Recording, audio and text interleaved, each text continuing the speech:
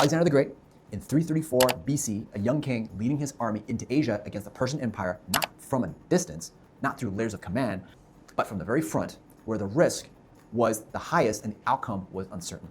He didn't lead from behind, he led from the point of impact. At the Battle of the River, May 334 BC, instead of waiting for orders to flow through generals, Alexander was among the first to cross the river under heavy resistance, engaging directly with Persian forces, where he came close to being killed before one of his companions stepped in at the last moment. Years later, during the campaign in India, at the Malian siege, early 326 BC, he took an even bigger risk, climbing the city walls ahead of his army with only a few soldiers behind him. And once inside, he was surrounded and struck by an arrow that pierced his chest and lung, leaving him severely wounded and close to death.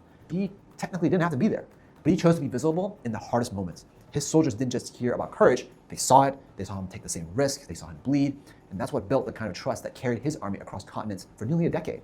Now, bring this back to founders and execs. Most founders try to lead from behind, from systems, dashboards, and updates. But teams don't commit deeply to instructions. They commit to what they see. Leading from the front doesn't mean you doing everything yourself. It means being present where it matters the most. In the early days, that could be talking to customers directly, handling tough conversations, stepping into critical problems instead of delegating them away. Because when your team sees you taking responsibility in the hardest parts, in the hardest moments of business, it changes how they show up. They don't just follow direction, they match your standard.